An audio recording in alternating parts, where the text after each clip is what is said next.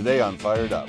In the aftermath of the Zimmerman verdict, the panel discusses the ruling. I have a real issue here. When it comes to this situation, I am fired up. Suspicious, but did he have to pick a fight? What if he'd seen something, reported it, and not pursued it any further?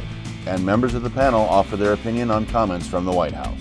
Eric Holder is a whore. He panders only to a racist agenda. They can take any shooting that happens in any jurisdiction exactly like Zimmerman and say, we're coming in on this because it's a civil rights violation.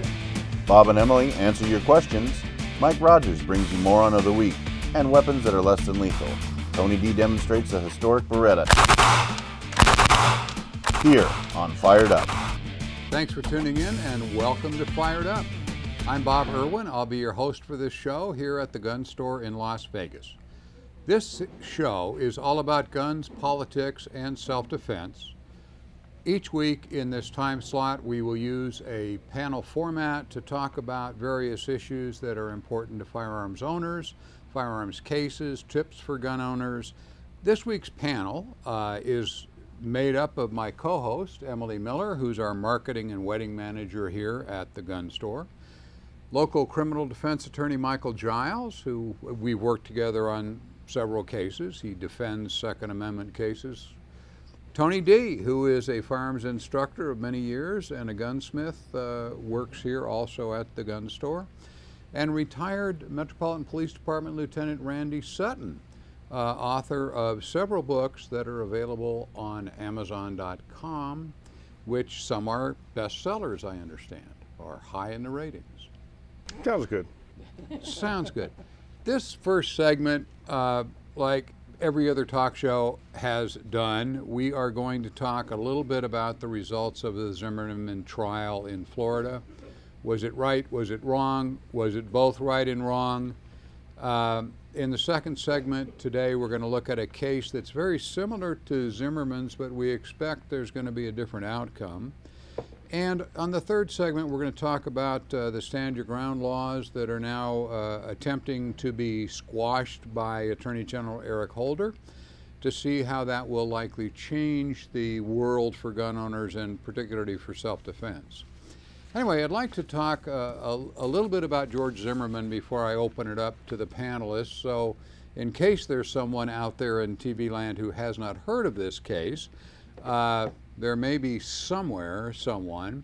George Zimmerman was recently, a couple days ago, acquitted of murder and manslaughter after a 3-week trial.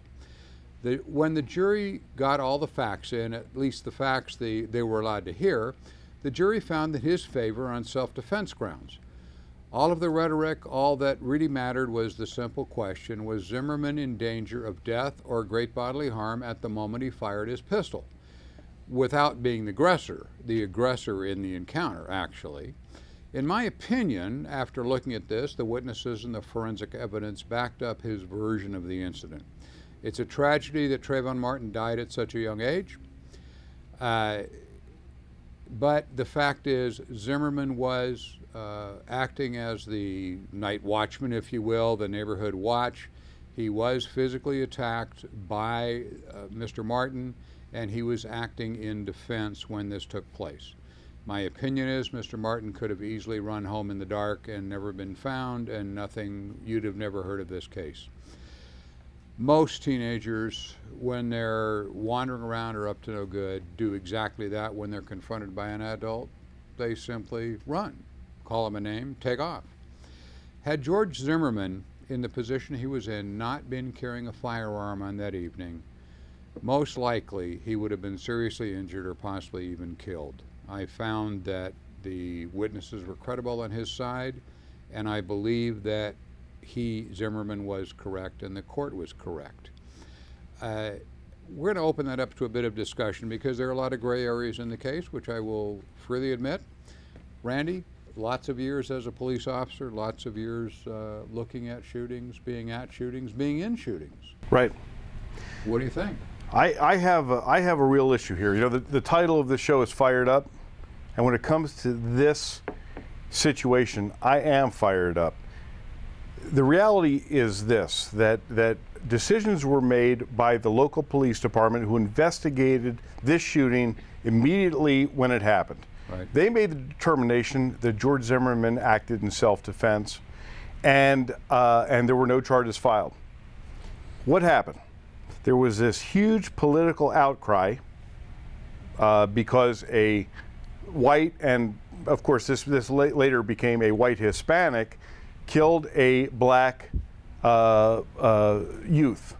And because of that, this became this huge political issue that everybody from the President of the United States, the Attorney General of the United States, all the way down to these irrelevant human beings like Al Sharpton and Jesse Jackson jumped into this fray, made it a racial issue, and then persecuted a man who defended his life.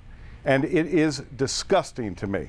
The cops at that situation made a determination. George Zimmerman did the right thing by saving his own life. He was attacked. And when you listen to some of the television talk shows, you hear that Trayvon Martin was this innocent black youth. Well, I'm sorry, but he was committing a felony crime when he smashed George Zimmerman's head into the sidewalk. Yep. George Zimmerman defended himself. He did what he had to do. He was acquitted by a jury of his peers. And now, because certain elements in this society did not get the decision that they wanted from the court and from the jury, suddenly this has become an issue where people are running in the streets and doing more violence in the name of this young man. I agree with you straight down the line. We're looking at this as an instructor. Tony, you have taught security officers use of force forever. Right. Yeah. I think you worked on the security for the Roman Empire, did you not? Oh, probably back then. Yeah. Obviously, Zimmerman could have done something different. Well, you know, I don't know if he had any formal training in regards to his neighborhood watch position there. I don't think he did. But if he did, probably de-escalation would be the best course of action in this particular matter, because when he approached him, obviously there was a confrontation, argument, and then that's when the punches started throwing. At that point, if he could have gotten away or not gotten away at that point there, it probably would have not escalated to the point where it did. As far as his justification at that point of shooting him, absolutely. I agree, he's 100% justified. But if he would have had any formal training in security in the force continuum, I think he would have best de-escalated at that point. Yeah, but hold on a second. You know, as a police officer, as someone who's been in law enforcement for as many years as I have, and as you have, we cannot be everywhere all the time. Absolutely. The way we look at things is the public are the police and the police are the public. We request, we require, we need the public to get involved, to call us when they believe that something is suspicious. That's what George Zimmerman did. He didn't need to have formal training. Suspicious, No, but did not he at have all. to pick a fight? I mean, could duty to retreat versus, hold on, do you have to poke the bear? I mean, if he had seen something, now, truthfully, what if he had seen something, reported it, and not pursued it any further? Is that a viable option? Did this have to happen? This is why the trial proved out what the police found originally in their investigation. We've heard a whole lot of misstatements about this case from the talking heads in the national media. The truth of the matter is, George Zimmerman was in his truck, made a phone call. The operator asked, "Can you still see him?" He took that to mean, "Tell me where he is." He had lost sight of him. He got out of his truck and he walked down to see if he could still see him. That's when the operator said, "Are you out of your truck? Are you following him?" "Yes, I am." "We don't need you to do that." He immediately stopped pursuing or looking for him, and you can tell from the sound on the recording, the wind stops, his breathing goes back to normal. He's walking back to his truck. He didn't pick a fight with Mr. Martin. What happened was Mr. Martin doubled back based upon the evidence at the trial. The jury, the triers of fact, heard this.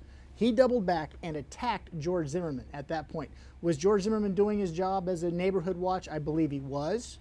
He wasn't self-appointed. He was elected to that position. Many people on neighborhood watches don't get formal training. You can call up local law enforcement and say, would you come out and tell us what you want us to do?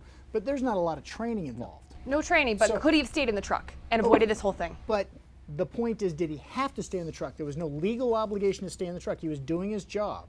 We do that with security all the time. We don't say, well, there's a burglary there and the security officer stays in his truck. He goes and looks to see if there's really a problem. Sure, he could have stayed. He could have stayed at home and ate his Twinkies, and nothing would have happened. The fact of the matter was, he did what a citizen is supposed to do. He reported someone who he felt was suspicious. He did his civic duty, and now he's being persecuted, not only by the national media, but by the government of the United States, the President of the United States, and the Attorney General of the United States. We're going to have to hold it right there and break for some commercials. This is going to be an interesting discussion as we go on. We'll be right back.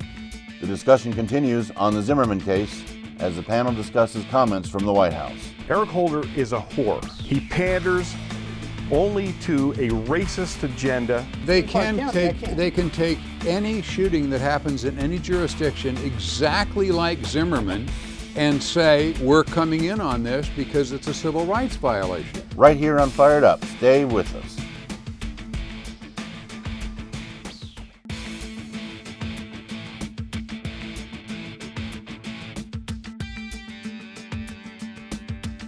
We are back here on Fired Up, continuing our discussion of the Zimmerman case.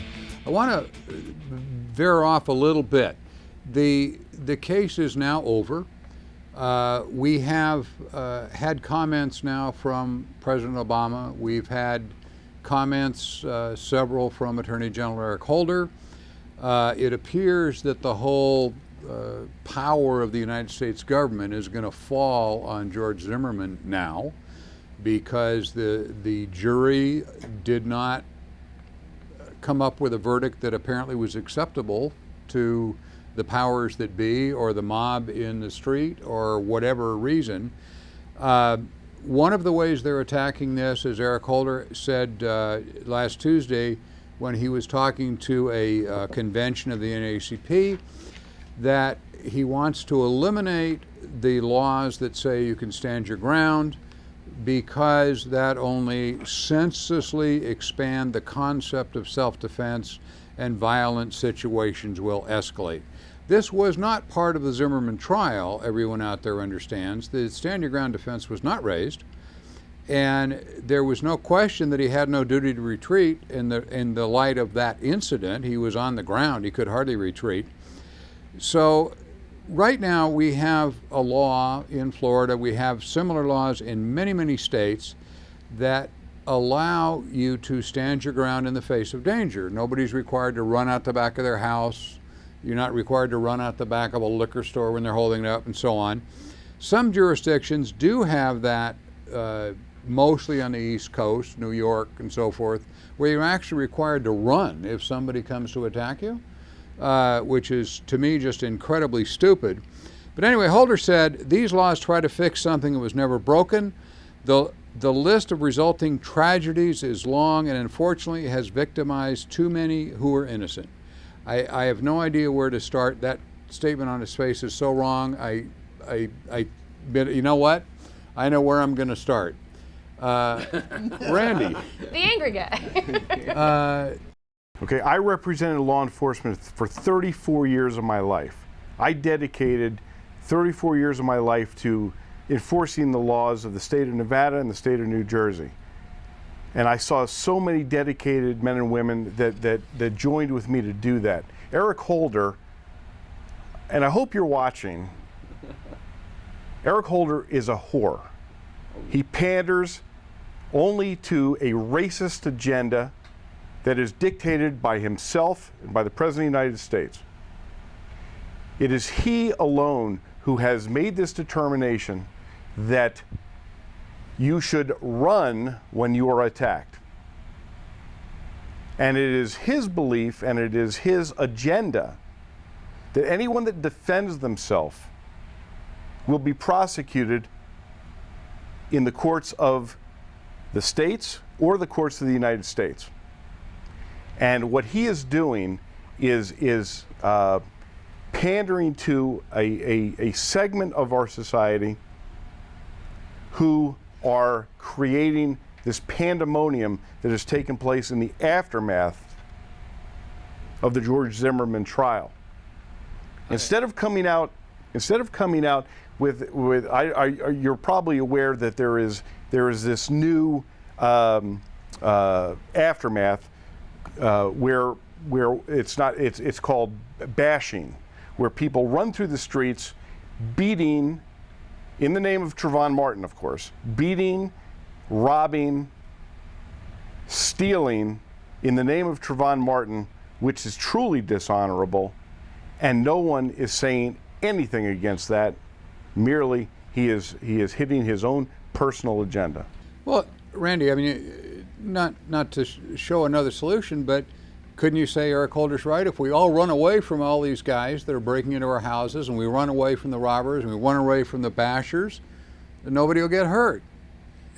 Isn't that the theory, I guess, that he's working on? The problem with that is that in states that have a requirement that you retreat, people get hurt disproportionately trying to retreat. Well, I don't want to get letters on that. That was a joke. Okay.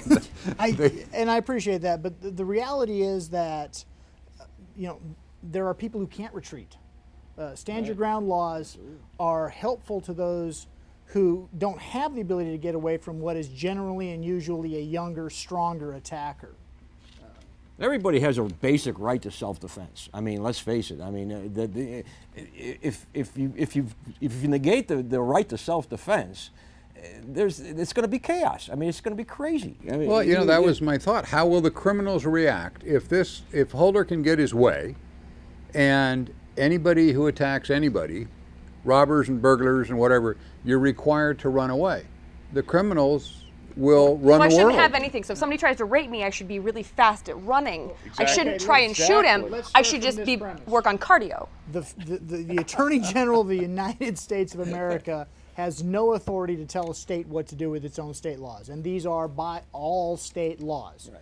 It would be the people in those states. Now they can put some pressure on them. Individuals like Mayor Bloomberg can throw money at the issue if they want to try and change laws. But stand your ground laws are states' issues, and it's interesting, Randy, that you bring up the issue of who's being pandered to in this case, because after this all came out, a news organization did a study of Florida's shootings, and they found that over the last 3 years, African Americans have benefited disproportionately from the stand your ground law. They've been a larger percentage of individuals, and perhaps what we need to do is clarify, Zimmerman Martin wasn't a stand your ground issue. This was a pure self-defense. Somebody was attacked. He couldn't have retreated if he wanted to once the fight started. But in Florida, if you have to shoot somebody or use lethal force in self-defense and you say, I had to stand my ground, if they find that you did stand your ground and did nothing else illegal, you can't be prosecuted criminally. The case ends right there. 55% of the time, when African Americans have used stand your ground over the last 3 years, they've been successful before prosecution started. And now Holder wants to end that law. He wants to take it away, which is going to disproportionately harm that segment of the community. And I'm going to have to disagree with you about that. Holder can't do that. The administration has done all sorts of things they can't do. We had the DREAM Act, which failed Congress, and the administration put it in anyway. But immigration is a federal issue, Bob. They just do what they want. This is...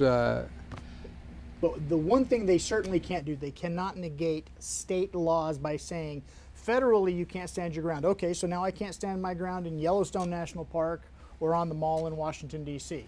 But if I'm they can take any shooting that happens in any jurisdiction exactly like Zimmerman and say we're coming in on this because it's a civil rights violation. That's what he's trying to do right now. They're looking at it. They're going to have a very difficult time. They're going to have to prove that one of two things happened.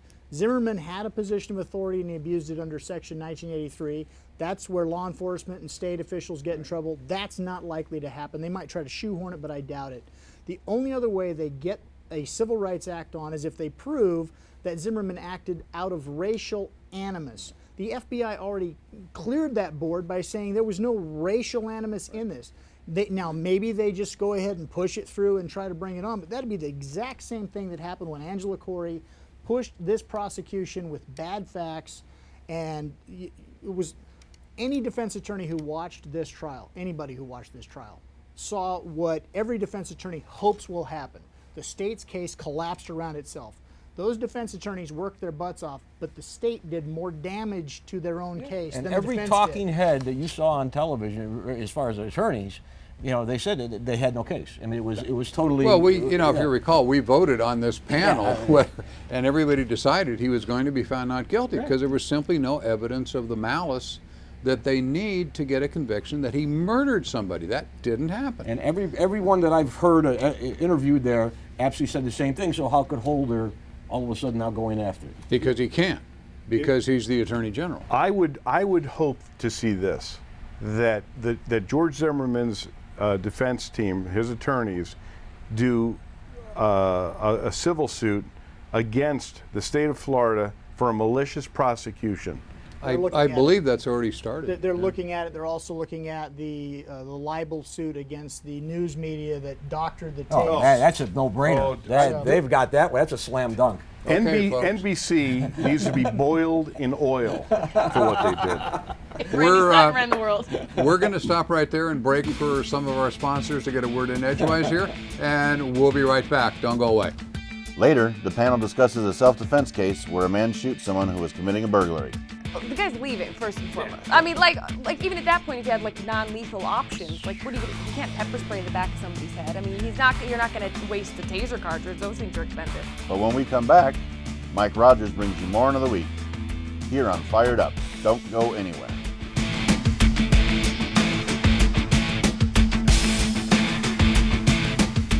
Are you tired of the same old routine? It's time to shake things up with a visit to the Pro Gun Club of Las Vegas. Located just 25 minutes from the Strip, Pro Gun Club offers 160 acres of space, featuring skeet shooting, rifle and handgun ranges. It's a great place to practice, and safety is always number one. Come anytime and enjoy the grounds, or ask about our membership. The Pro Gun Club is a great place to celebrate and respect your Second Amendment right. Spice up your leisure time with the Pro Gun Club. Call us at 293-2108 today.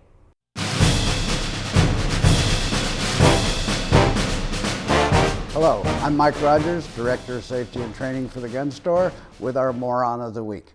He's going to help us illustrate what our customers don't do, and we hope you won't do either. They're going to use this for its training value and enjoy it at the same time.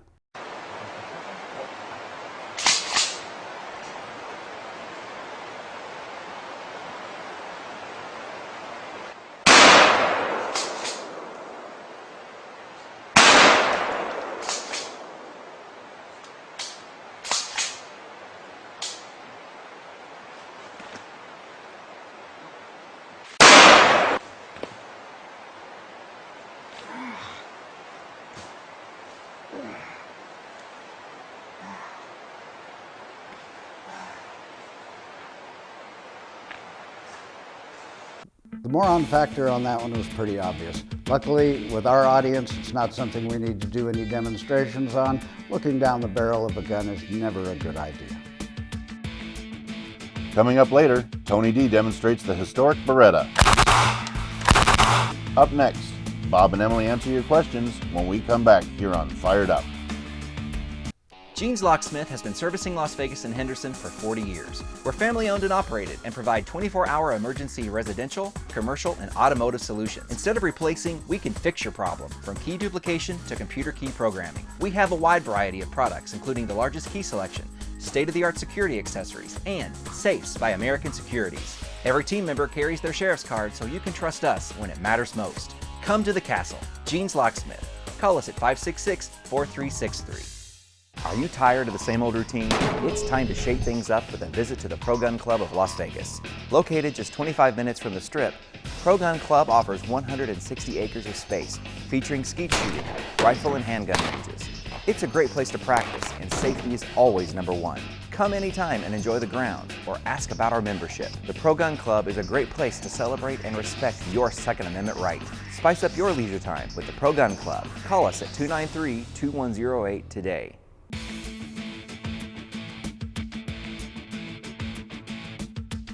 Thanks for watching Fired Up. We're out of time in our show now where we're going to take some questions from our viewers. You guys can email us at questions@firedupwithbob.com, and you can ask any questions of Bob or any of the panelists that we have here on the show. Our first question says, what's the best pistol for home defense for women? Bob? Wow. That really depends on height, weight, physical strength, a lot of things. In general, we recommend 38 caliber revolvers, either with a 4 or 2-inch barrel. They're fairly easy to handle and easy to learn to shoot and easy to keep safely in your house. So that's the short answer, 38 special revolvers. Our next question says, I had a felony 15 years ago. How long before I can own a gun? We get this question a lot, actually. We do. This one comes in all the time, and I'm sorry to be the bearer of bad tidings, but how long you have to wait is the rest of your life. Once you're convicted of a felony, you can no longer possess firearms. And that is a hard and fast rule. Currently, the ATF is not even allowed to review cases where you're saying that, you know, I've had a pardon, I've had this or that. They will theoretically release them on a presidential pardon, but that hasn't happened yet. So basically, don't get a felony. You're done. Don't get a felony, no more guns. Our next question says, when I get my green card, may I buy firearms? Basically, yes. If you're a resident of the United States, you're allowed to buy firearms in the United States. It's residency that they require, not citizenship. So theoretically, on a green card, we use them for ID all the time. You have to be able to prove you've lived here so long and so forth. But the answer is yes, you can. When you're a legal resident, you're allowed to buy guns. Thanks for watching. We took some time to answer your questions. Please feel free to write us at questions@firedupwithbob.com. We'll be right back.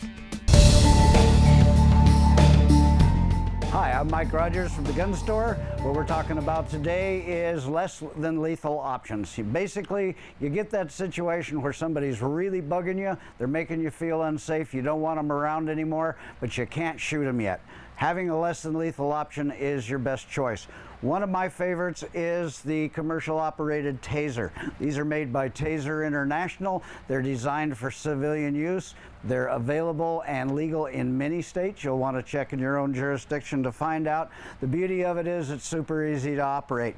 When the bad guy shows up, I slide back the safety, I put the laser in the middle of the target, I push the button, it fires 2 darts, wire attached, into the bad guy. It delivers 50,000 volts over a very short period of time. It lasts 30 seconds. The ones you see on TV are much shorter than that.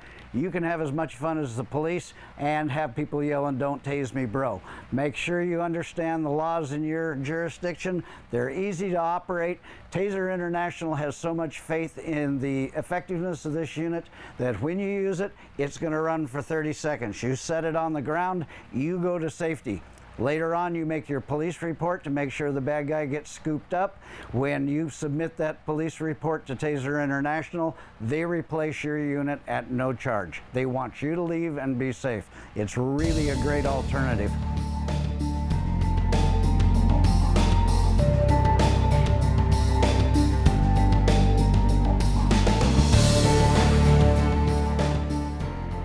Tony Dee demonstrates the historic Beretta right here. Stay with us.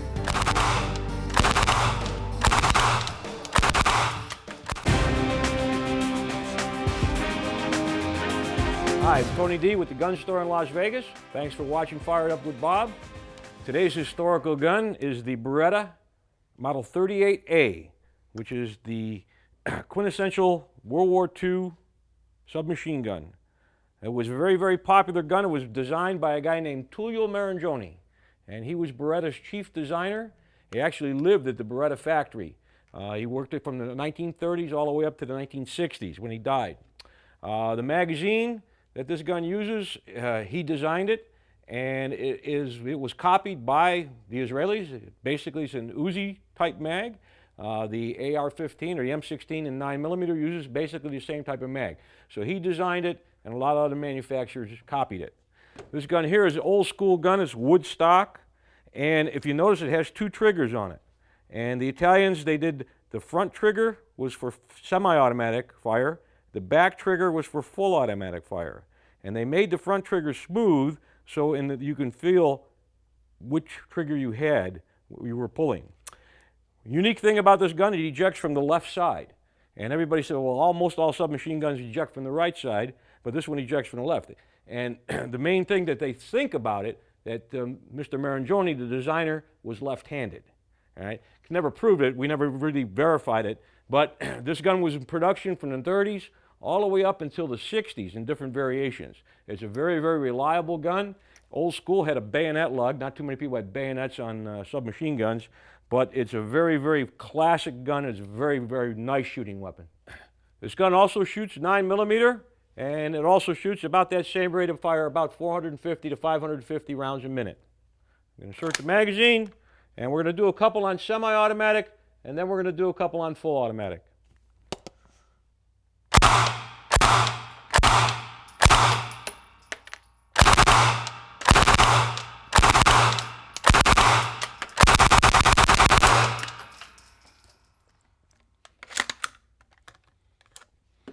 As you can see, it's a very fine, smooth shooting weapon. Again, one of my favorites. The panel discusses self-defense during burglary, similar to the Zimmerman case, when we come back. Are you tired of the same old routine? It's time to shake things up with a visit to the Pro Gun Club of Las Vegas. Located just 25 minutes from the Strip, Pro Gun Club offers 160 acres of space, featuring skeet shooting, rifle and handgun ranges. It's a great place to practice, and safety is always number one.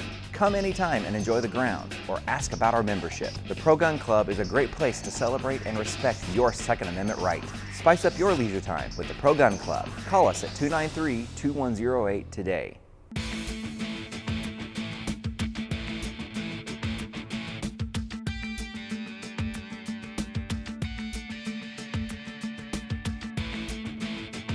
And we are back here on Fired Up.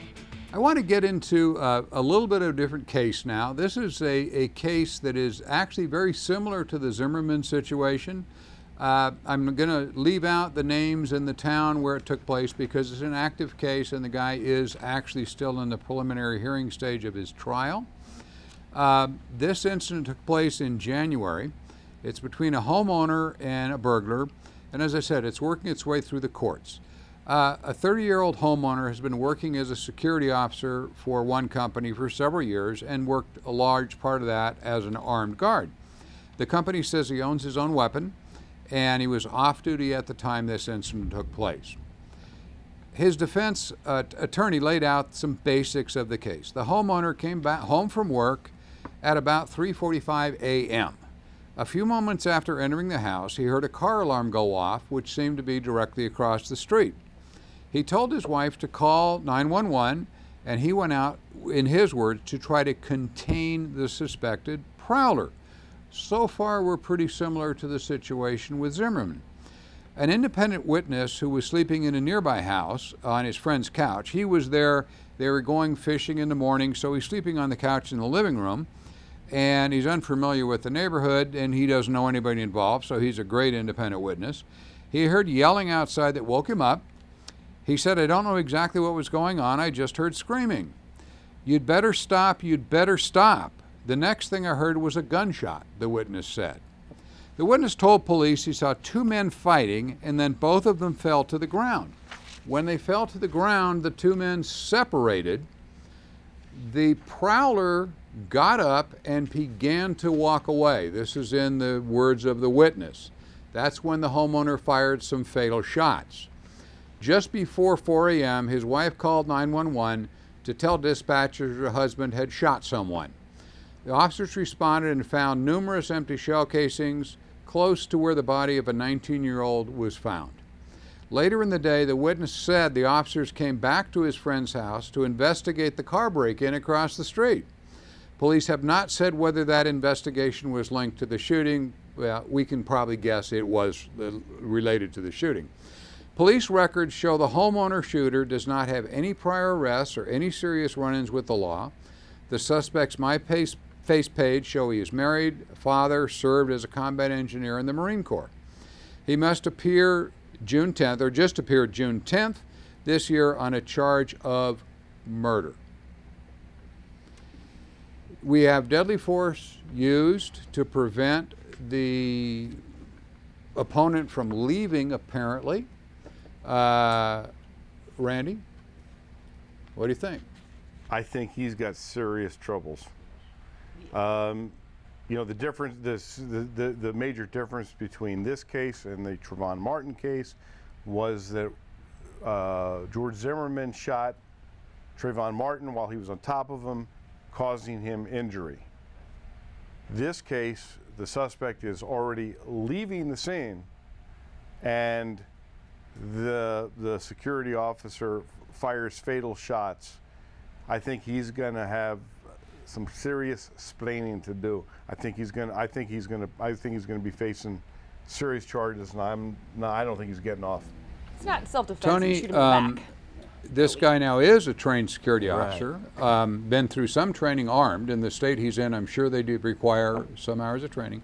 This obviously ain't the Zimmerman case. No, it's definitely not the Zimmerman case. But, you know, he makes you wonder what the guy was thinking. As far as the use of deadly force in a situation like this is, in my opinion, absolutely unjust. He was not justified in shooting this guy. I mean, the guy's leaving as an armed security officer. He should know if he had any training at all in the use of deadly force. You know, your life or the life of an innocent third person, imminent jeopardy of serious physical injury or death. I see none of that here. I see him. Well, I mean, apparently the guy did break into the car. Well, the police were actually investigating. Breaking your car, crime. stealing your furniture. Goodbye. You can't shoot him. Emily, what do you think? Well, I mean, if the guy's leaving first and foremost. I mean, like even at that point, if you had like non-lethal options, like what are you gonna? You can't pepper spray the back of somebody's head. I mean, you're not gonna waste a taser cartridge. Those things are expensive. I mean, like you're not gonna. What are you gonna do? He's leaving the scene. You're getting what you want, and he's leaving. Now you've just got a world of hurt because you shot him, and you're gonna lose. You're not you gonna win can't this one. extract revenge. And if obviously this is, you know, maybe he took a punch, he got mad, and I'll extract a little revenge. You can't do that, you know, not when. Okay, I hope the listeners are following this, because we're going to want your vote on this one too. Michael? This is a really challenging case. I can think of a couple of situations based on what we have heard here. It sounds like he was shot back to front. That could be the result of turning rapidly at the presentation of the firearm. It happens quite often where they see the gun and they turn and move and the rounds are already on the way. This could also be the result of head trauma. The individual may not remember the shooting at all. That might be the defense. You know, I was in a fight, and the next thing I know, the paramedics are there. It does happen from time to time where people work on autopilot after a trauma or a head trauma, but ultimately, this case, if it is exactly as the facts are, it started off okay. You know, even though I would say he shouldn't have gone out there and just called the cops, he didn't need to go out to protect the car. But but still, Did he have a gun? there was some. Did the other guy have a gun? It didn't We say. don't know. No, we That's don't the know. problem. We Okay. don't know if We the guy don't know said, if "I'm the other going guys to aren't." get my gun in the car." We don't know what he said. Yeah, All maybe of he those said, "I'm going to things- go get my axe Also, and he come said, back." you better you know? stop, you better stop. That could be coming, are you going away, or is he coming at him? We don't Exactly. know So, all I those mean, things. you really don't That, know. that, you better that stop. cry can be taken either way. Sure. So, Absolutely. This I is mean, probably what we call imperfect self-defense, or you know, a over excessive use of anger at the end of it, and it's unfortunate, but this case probably should have negotiated. This individual most likely doesn't have much of a defense, and it'll be interesting to watch as it goes forward to see what happens. I brought this case specifically for a reason. Nobody on the panel asked me what race these people are. Well, Because it doesn't from a legal standpoint, it doesn't matter who. Do we have another black victim here? Do we have a black shooter? Do we have... absolutely no difference. Makes absolutely no difference. Just like the Zimmerman case, the race makes absolutely no difference. And all of this crud that's going on with the Zimmerman case is just exactly that. It's blown Bob, entirely out of proportion. It's important that you bring that up because Zimmerman has injected, as Randy pointed out in the last segment, it's injected race into these kinds of events going forward. If you're on the Exactly. receiving end of what some political agency doesn't think, and it will factor in from time to time, as will any number of things, but it's got to give people pause going forward. Do I want to get involved in that? That should always be first and foremost in their mind too, right? Do I need to get involved in that, right, Emily? Yeah. Do I need to go out there? And Tony, do I have the training for it? Randy, are the cops close enough? But ultimately, if I go out and somebody doesn't like what I do, am I prepared for the consequences? And I think we are going to see a chilling effect on that. We're going to see a chilling effect on good citizens becoming involved in the simple reporting of things. I mean, it goes back to the Kitty Genovese case in New York, the 60s, where hundreds of people heard a woman being raped and murdered and didn't call the police because they didn't want to get involved. Yep. And which of course is morally reprehensible. We expect our neighbors to look out for one another. That's what America is about. If we don't look out for one another, we just become another animal kingdom. So we really want to enhance the opportunity for people to become involved. We don't want to destroy it. It can also lead to people making slow decisions when they shouldn't. Right. I see this situation, oops, do I want to do this? And then they get dead. Yeah, you're second guessing yourself is bad. Yeah, well, that's the other thing. This could have happened in this case or the Zimmerman case. That he goes out there to get a prowler, and the prowler shoots him or stabs him. And here we got a nice guy just trying to do the right thing. I think in both these cases we have the guy trying to do the right thing. Anyway, we're going to have to end it here. We appreciate you tuning in. We will be here every week at this same time slot. I'd like to do a couple of closing things, if I might, while I have a couple of seconds of airtime. We would encourage you, if you don't have a firearm in your home to protect yourself, that you should have a firearm in your home. If you can't have one there because of mental states of people who live there or small children there you can't control, but have the ability to defend yourself. We're heading down a path here that maybe Eric Holder will want us not to be able to defend ourselves. Don't let that happen. We'll be back next week. Thanks for seeing us.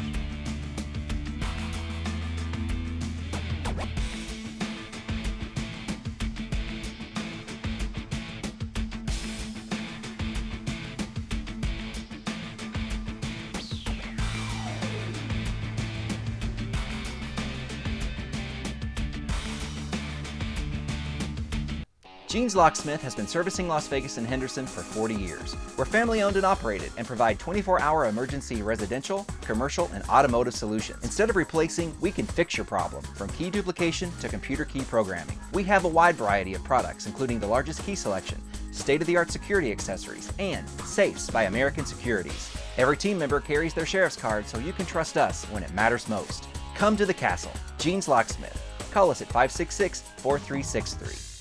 Are you able to protect your loved ones? We at the Gun Store have been helping Las Vegas residents equip themselves with home defense and personal safety products for over 25 years. We carry a full line of self-defense options, and our CCW concealed firearms permit class is free. Our other classes include ladies self-defense and free children's gun safety class. Our indoor range is open 7 days a week for you to try out some options and shoot a real machine gun. The Gun Store, located at 2900 East Tropicana Avenue.